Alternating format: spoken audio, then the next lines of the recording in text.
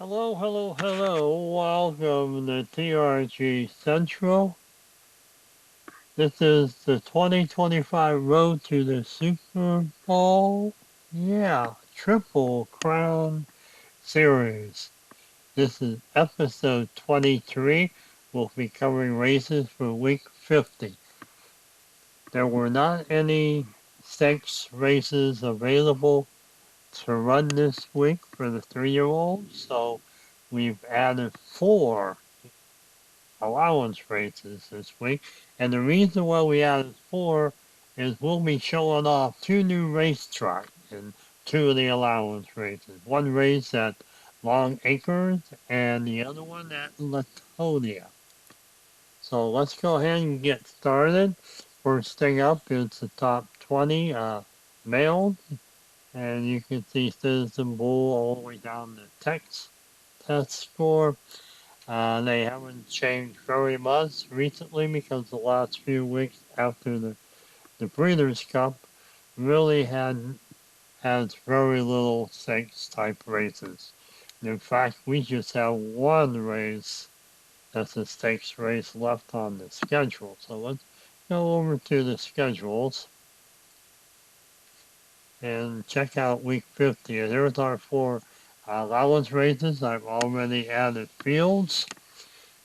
And so, but just take a quick look, here's allowance races only for week 51. Week 52, we have some allowance races, and we add our own Christmas spectacular. And then there's the Malibu Stakes. Malibu Stakes, I think, is the last one because week 53 wraps up the season. We'll be running our own little TRG Breeders' Cup for the fillies, and there'll be one for the colts. As you see, we have 2 heat races, and then the final on week 53, and they'll be run on the date of 12/31/2025. Um, that'll wrap up the road to the Triple Crown. Let's go back to week 50 and take a look at the 4 races.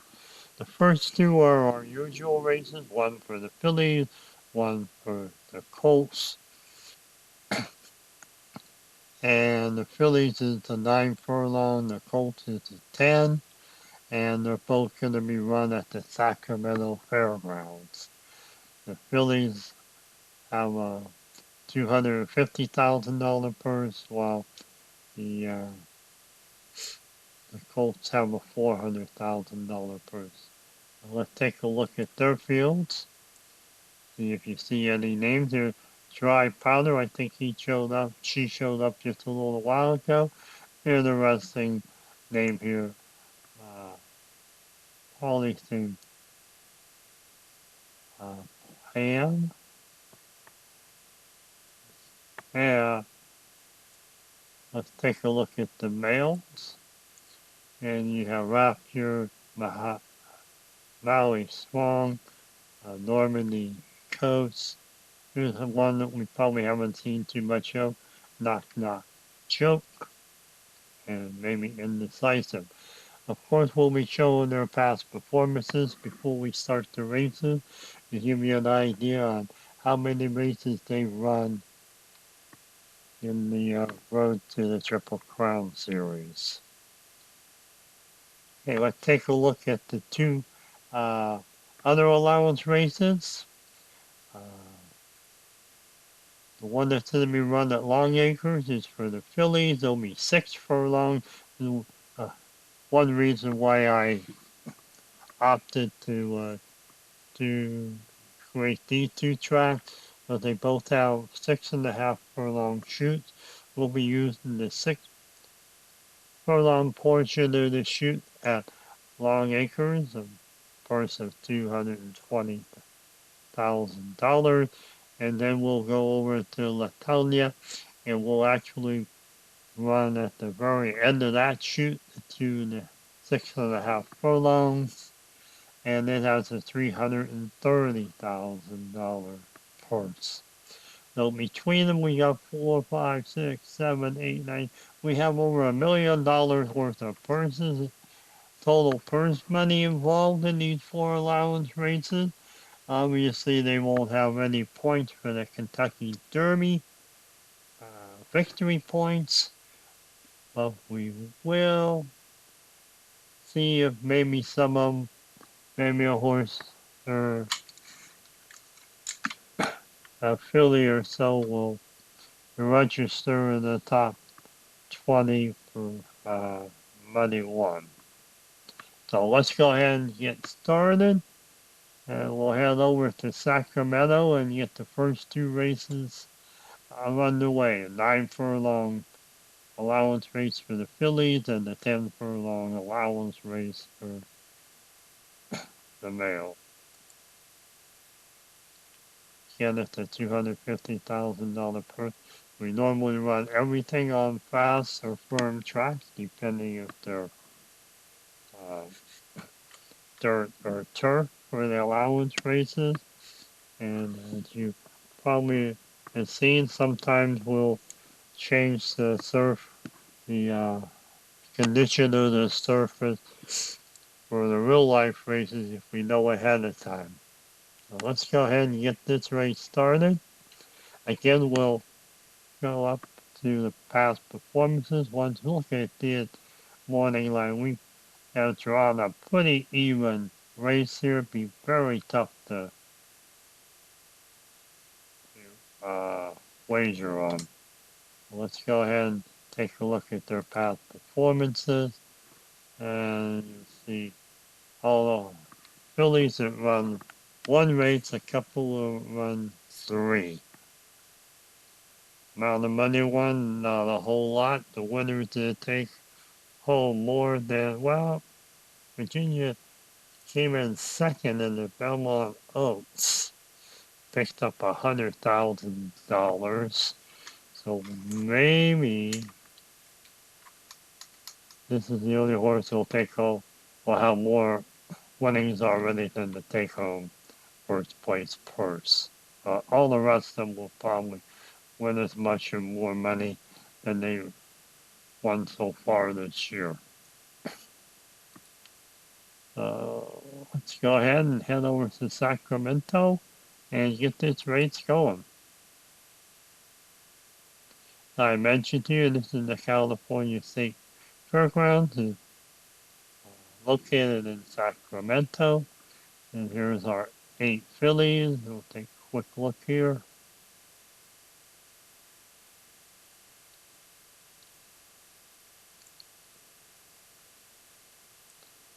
Okay, there you have that. And look, and we do have a couple attractions that are in the infield there. And you see, Sacramento doesn't really run too many different uh, distances on their tracks. Again, this is a 9 furlong, one of the longer races. So I think we're all set. So let's head over to Stewart's Tower. They say everything's okay, and they're off. One breaks out of the gate first, that's Madam Secretary. And now we head into the first turn. It is a 2-turn race. And we have 3 with the lead, that's Shred the Dar. And now we're heading into the back straight. Shred the Dar just has a had a 1-space lead now. Looks like no bad beats have caught up, but no, Shred the Dar puts it in the second year around the clubhouse turn and has a pretty nice lead, but no, it's two. Virgin Colada is just 1 space behind. And we do have horse 5 that has some extra movement, so let's go ahead and see what we can do with 5. Usually when we get 14 points, they run and AJ runs into a problem. Let's see what we have here. Let's go ahead and try a slip through. and it makes it and breaks through and is now third. And I think that ends the game turn 8. Let's see if anybody will finish here in game turn 9. And yeah, 2 wins, passes Shred the Gnar for the victory, but there is Stewart's inquiry. We'll have to see if there's any change in the standings. Yep, Madam Secretary got DQ'd, but really didn't affect the outcome of the race. We have Virgin Colada picking up $150,000, Shred the Gnar second, Dry Powder third, and Mooncatch fourth. Okay, let's go ahead and move over to the second race here at Sacramento. That's for the male, the 3-year-old males, of course, and $400,000 purse, 10 furlong.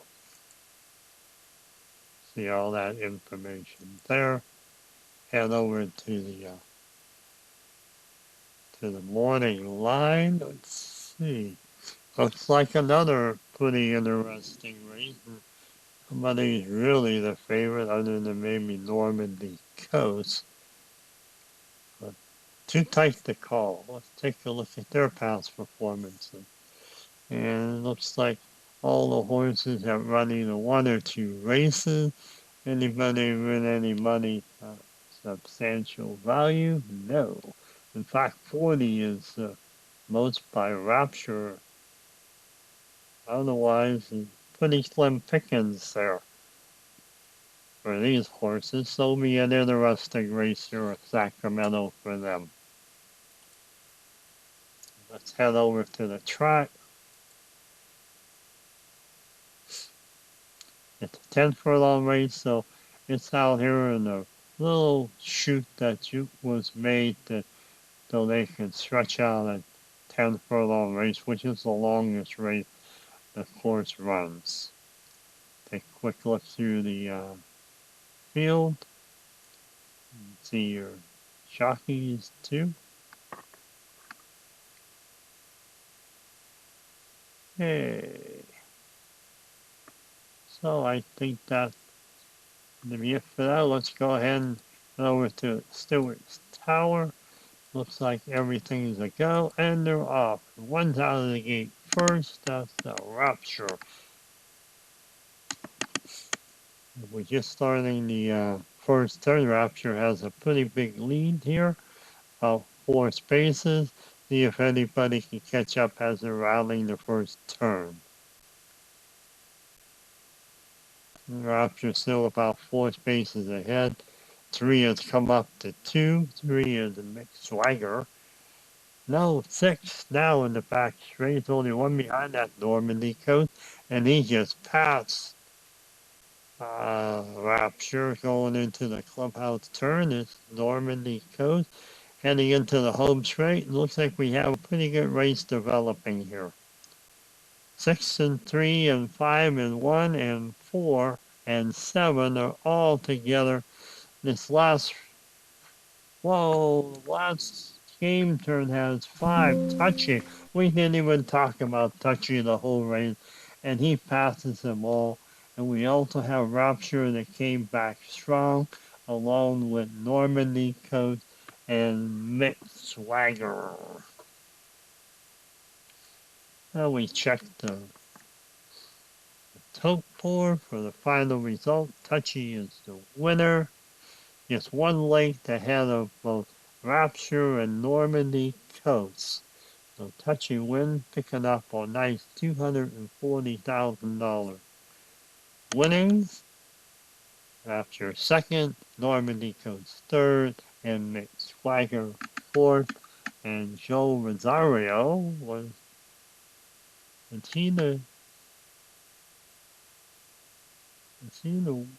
winner of the outer race too? Was he the winning jockey? Oh, wait, let's take a look at that. see if he won this race too. Nope, it was Irod. 14th one that one. Okay, my bad. Now let's go ahead and head over to our new racetracks this time. The first one we'll go to is LongAcres.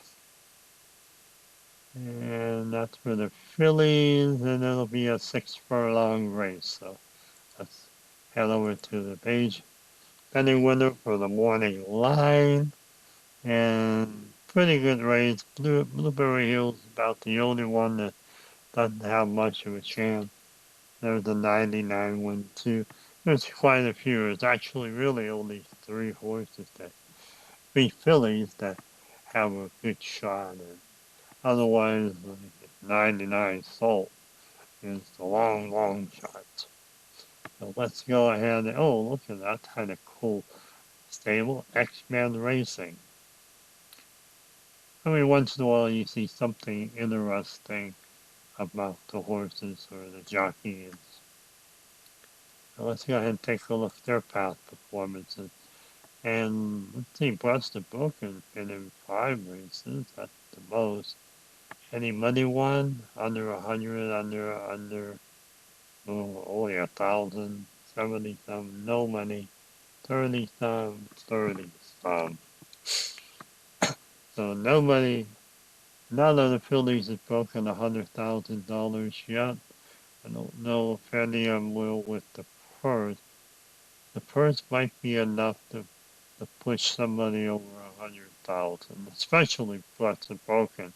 They can even come in fourth. We'll get their winnings over 100,000. So let's go spicy. The same with them.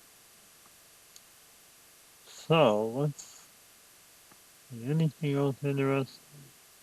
Let's see, Bernie in the Road has 108 TRG speed rating.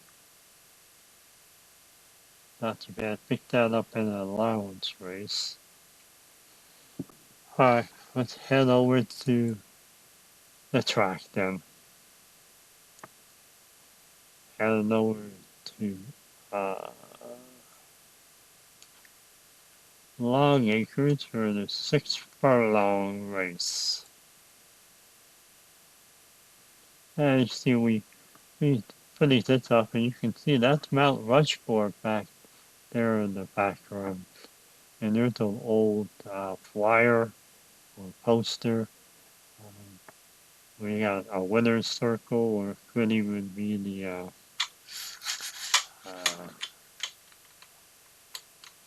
not the winner's circle.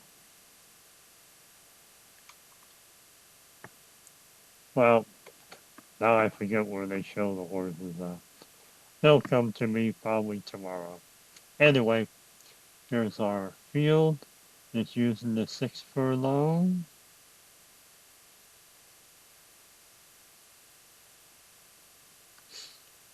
And you'll see the jockeys too. Pretty much all pretty named jockeys that you've seen throughout the season. Oh, let's go ahead and check the Stewart's Tower. And since it's only a 6 furlong race, it's just one turn this time.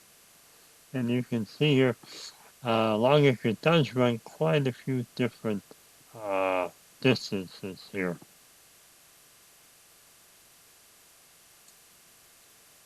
Okay, well, the Stewart's Tower says everything's a go. And we have really 4 breaking out first. That was Blueberry Hill, but 6 passes them very quickly. That's Bernie and the Rose. So we head through this back straight here and into the clubhouse turn. We have 6 Bernie and the Rose ahead by just 1 space. But now heading into the home stretch, we have pretty tight 4 filly race. Whoa, 6. Who's 6? Bernie and the Rose breaks out. 3 Bates lead over 4. Blueberry Hill. Blueberry Hill misses a tie by 1 space, and that's 1 length behind. And here we have Bernie Hill 1 length Blueberry Hill 1 lake behind Bernie in the road, and Sisto Spicy and Clo.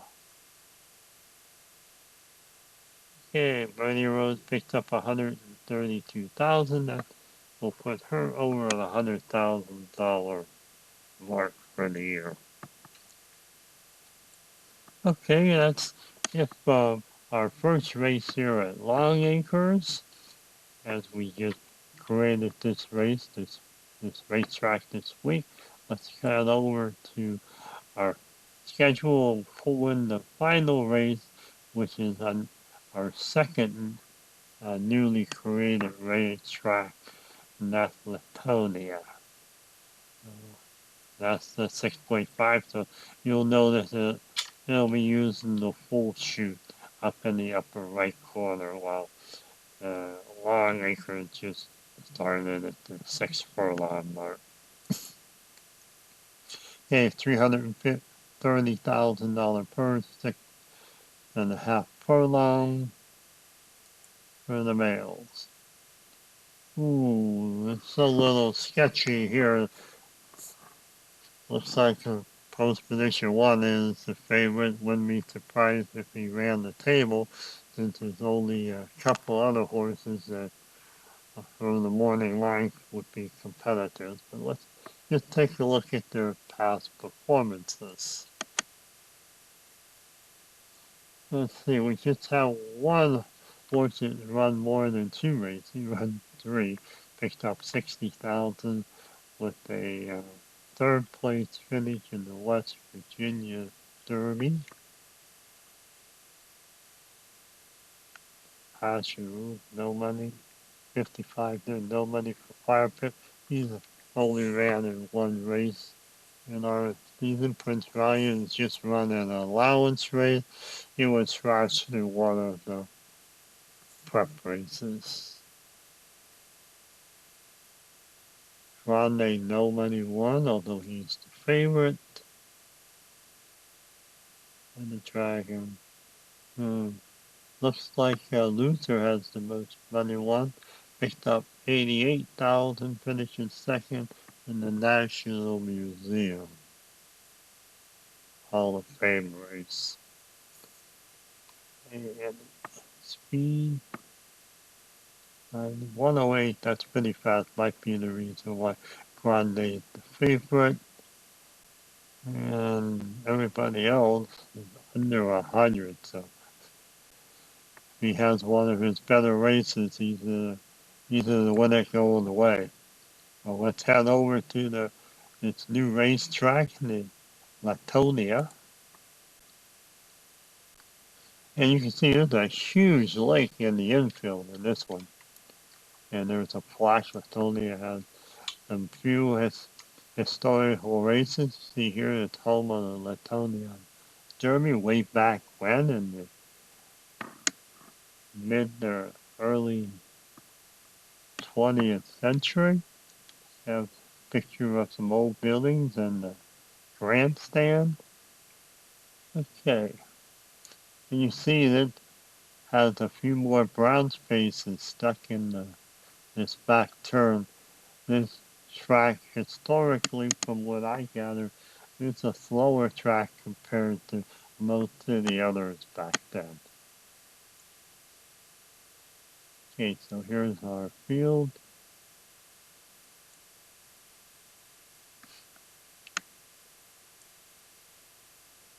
And it used, I think, from what I gather, this runs a couple seconds slower than most of our tracks that we have available.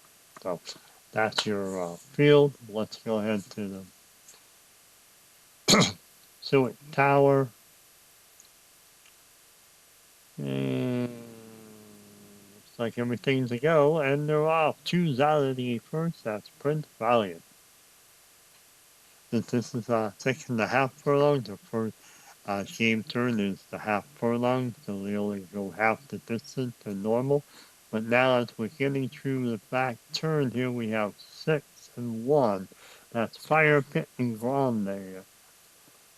Tied for the lead.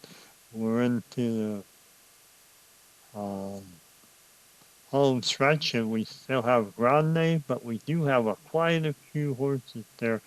Let's see if any of them can catch them. Nope, it looks like it is going to be Grande with the win. It wasn't going away, but it's still a win. 3 lengths ahead of Prince Valiant. So Grande with $198,000 winnings. And then Prince Valiant second, Fire Pit third, Luther fourth. Okay, so that's going to be it from Latonia. That also finishes up our week 50 schedule. And here's a little preview of the week 51. We may add another race or two if there happens to be any stakes races that we haven't seen yet in real life available. We'll try to put 1 or 2 more races on the card. In fact, we may even go back to Latonia and LongAcres and run a couple more allowance races. So that's it for the schedule. Let's go ahead and see what this is. We probably should have ran it based on winnings to see if any of our male horses got into the top 20.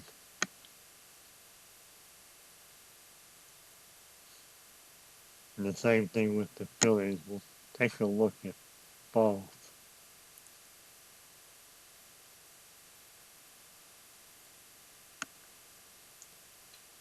So then you see no changes, there were no allowance races. But let's do winnings and see what happens.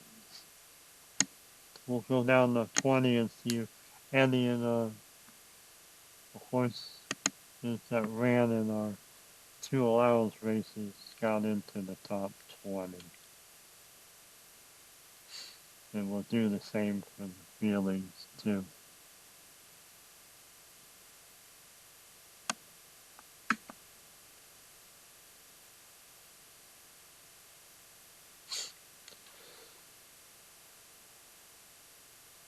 So let's go down. You needed to win 400,000. None of those horses would have did that. And it's probably the same with the females. They probably, the last one in the top 20 is probably won at least a couple $100,000.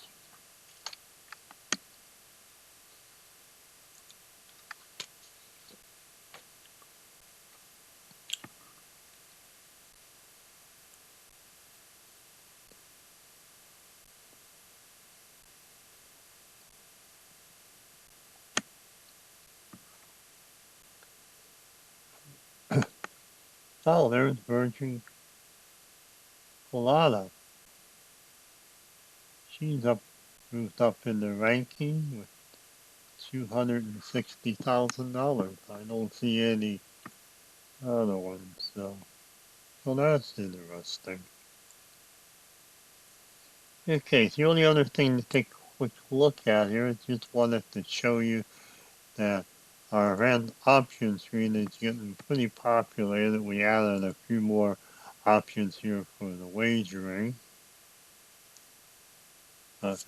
We're nearly done with taking all of our parameters that were in the parameters INI file and moving them on to the event options screen. Once we do that, we'll probably be ready to release this 2.4 version of the game.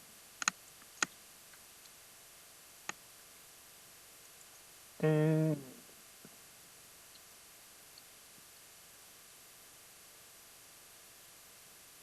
I don't think there's anything else that needs. Oh, I know. There was one other thing. I want to take a look at the jockey stats. We haven't really done that.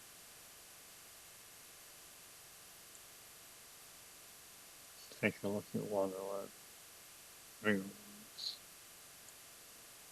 Tyler is probably running quite a few. Look at that. He's running 29 races, over $1 million there.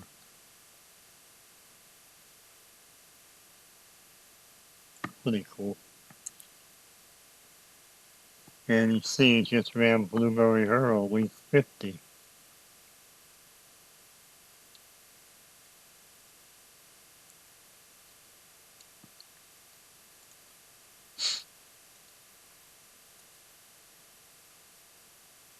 Let's see what the leaders has to say. See if we get anything out of this. Here we go. Okay, we have 1, 2, 3, 4, 5, 6, 7, 8, 9, 10, 16 jockeys that are their purse winnings are over $1 million. Look at, wow, these Flavors ran 75, 74, nearly $7 million. Your last race was week 50.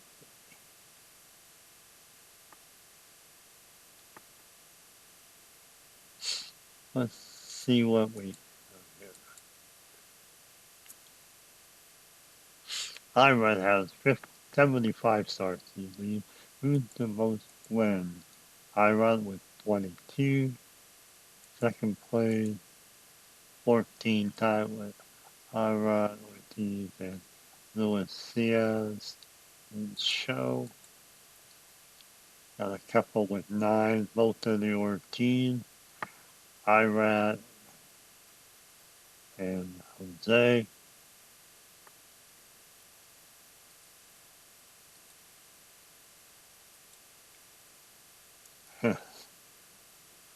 Flavor's been out of the money 43 times, but he run 74 races. I get to be interesting, add a couple of other columns here for percentages. Percentage races won and percentage of races in the money. Maybe we'll add that for next week. I know we haven't really looked at jockeys, but you can see we do a pretty good report. And like I said, when you do the jockey stats, you see his past performances.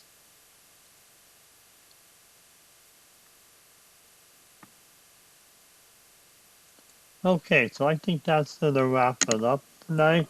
I hope you enjoyed the 4 allowance races and the 2 racetracks that we just created for the game this week. So this is Gary signing off. Hope you have all a wonderful evening.